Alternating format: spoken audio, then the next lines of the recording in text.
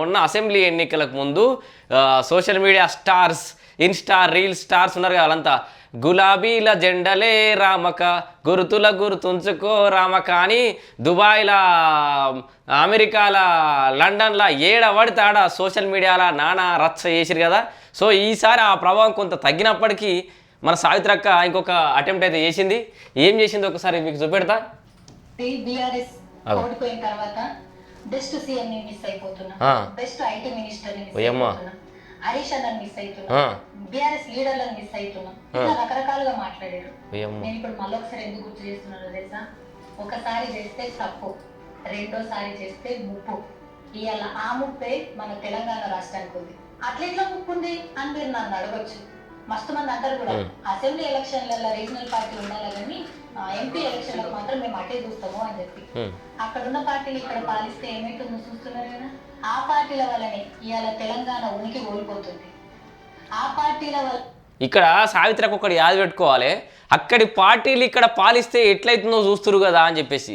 ఎందుకంటే నువ్వు భజన చేస్తున్నా, నువ్వు లేపుతున్న ఈ మోతవారి ఎవరైతే ఉన్నారో కేసీఆర్, మరి దేశంలో చక్రం తిప్పుతా అని బయలుదేరింది కదా అక్క. మొన్న గులాబీల జెండా అని ఎగిరినప్పుడు సోయలేదా అక్క నీకు? మరి దేశకి నేత అయి వేరే రాష్ట్రాల్లో చక్రం తిప్పేటప్పుడు అప్పుడు ఆ రాష్ట్ర పనులు కూడా ఈయన గట్లనే మన దేశం మన రాష్ట్రాల అస్తిత్వాన్ని కోల్పోతున్నాయి, ఉనికిని కోల్పోతున్నాయి అని ఆయన అడుగుపెట్టనీయకపోతే ఏం చేద్దు? మహారాష్ట్రకు పోయింది కదా, కర్ణాటక పోతుండే కదా, ఏపీకి పోతుండే కదా. మరి అప్పుడు ఏం మాట్లాడు, ఏం ముఖం పెట్టి ఈ డైలాగులు ఎట్లా అయిపోదానివి?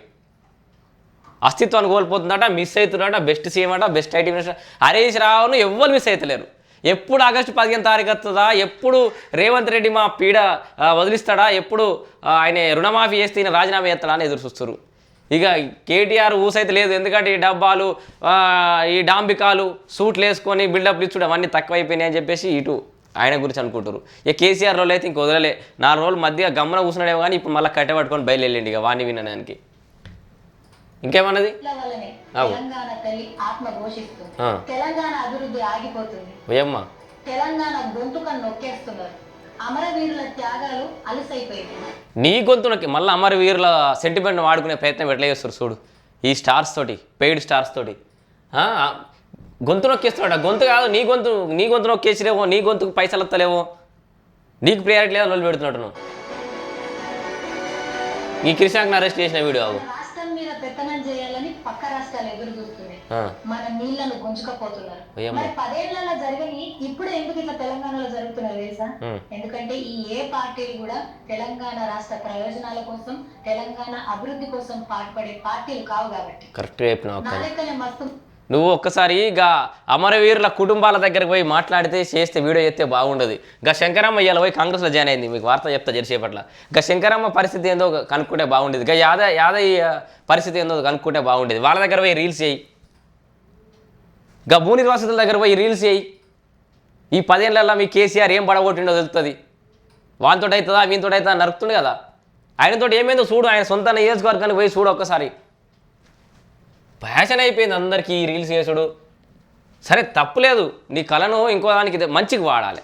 తెలంగాణ అభివృద్ధి నిజంగా ఏడా అభివృద్ధి ఏందో అడిగి వెళ్ళేవాడు ఇదైతే అయ్యింది అని చెప్పేసి ఆధారాలతో చూపెట్టు, ఆడొక వ్లాగ్ చేయి, దాన్ని ఎక్స్ప్లోర్ చేయి. బాగా జరిగిందని ఇంకా మేడిగడ్డ పోయి ఎక్స్ప్లోర్ అయిపో.